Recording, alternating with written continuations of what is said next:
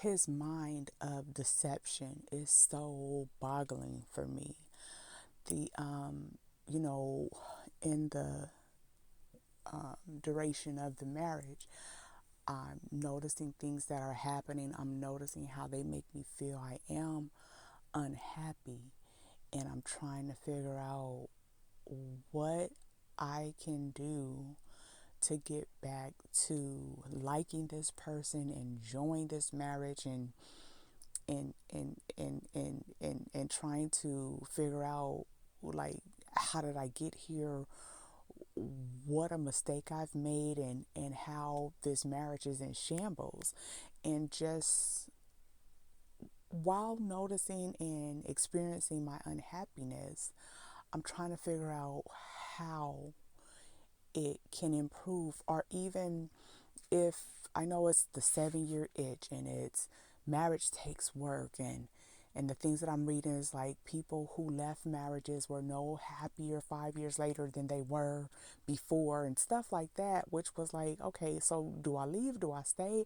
I don't understand what's happening. Is this something that's going to go away? If it's not, but now that I'm in my healing journey and I'm looking back at all the things that were done and said on his part, it's like while I'm trying to figure out things to save the marriage and improve my own happiness within the marriage, he's actually doing things to be more deceptive. He's thinking of things to be be more trickery, just more clever tricks to trick me into staying in a relationship with him. He's just, all of his tactics are for selfish and self-seeking desires, but not for the overall marriage as a whole. And it's so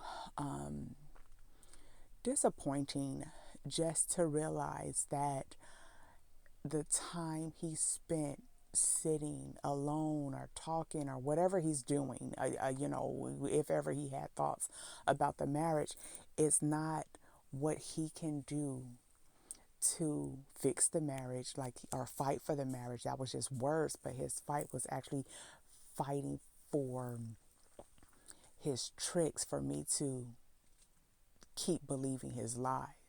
Going back to the way it was, going back to this, which he never did. I'm going to go back to where I pay this and you pay that, but that never even manifested. You never held up your part of it, so we can't go back to anything. But it's just the just thinking about the time that he spent thinking of things to trick me. From the day that we got married, the night before we got married, he lied about the ring. Oh, they're making the ring.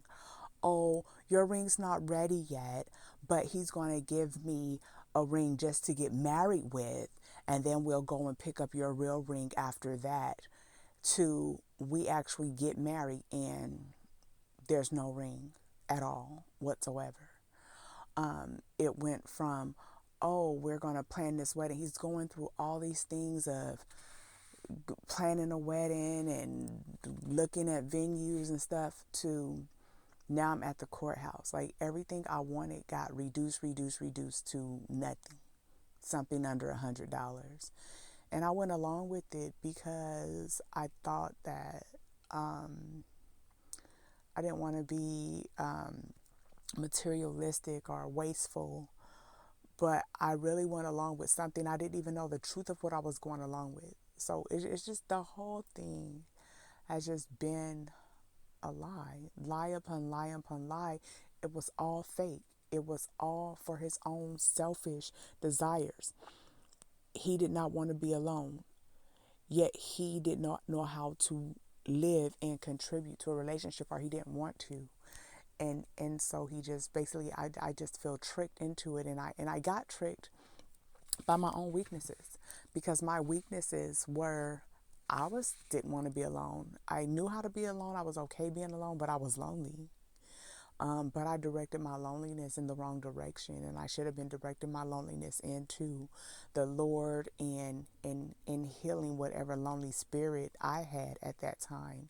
And instead, I looked for fulfillment in a person, opposed to in myself and healing myself.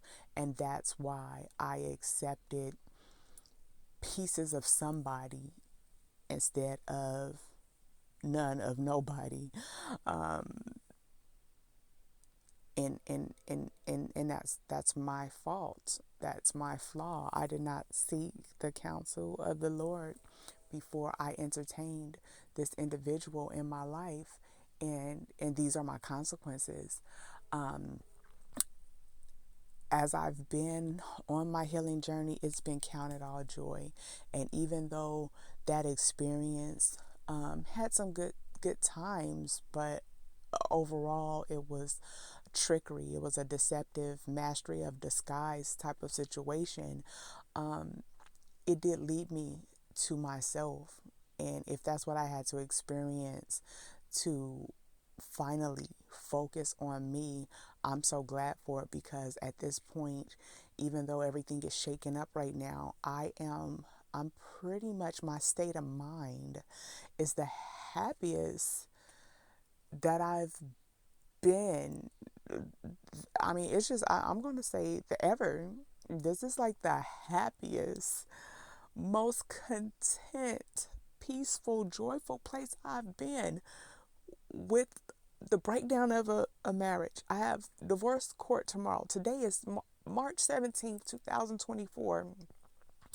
And I have divorce court tomorrow. Don't know what's going to happen with that, but I know that I'm on the road to that ending. Um, I'm still unemployed. Um, I don't know when I'm going to be employed, what my finance is going to look like, or anything. But in this moment, at this moment in time, present time, I have joy, I have peace, I have happiness, I have fulfillment and contentment. I cannot explain the calmness, the surety, the faith that I have over my future, the excitement for my future. But at this moment, I'm just at peace. I'm in divine peace, and it feels great.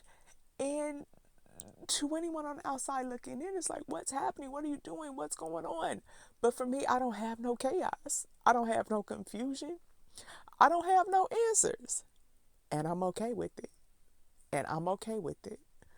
I'm um I'm on, I think, day 5 or 6 of Ramadan. I've been fasting. It's a 30-day fast, and um I'm just going to continue fasting for the rest of today and doing a little bit of my laundry, and Miss Collins' birthday, take him out later. But my children are safe and healthy. I'm safe and healthy. I have peace of mind. There's no chaos, confusion. There's no puzzle tricks with some truth. Is not, no puzzles to figure out. No thoughts of how to approach this or that, or say this or that, or what is this going to turn into. It's just peace. I don't have to worry about nobody else's feelings and irrational thought concepts and made up stories of confusion to answer to and sort out when I have no idea. I just have total peace of mind. My bills are paid. Um, I feel great. Life is great. I'm living in abundance. I have more than enough. Whatever appears to be lacking is not. And I only have the Lord, the Holy Spirit, and Jesus to thank for that. And I am thankful, grateful, appreciative, open, loyal, committed to myself and to my healing and to seeking out the Lord for direction. And this is like the best divine place to be in.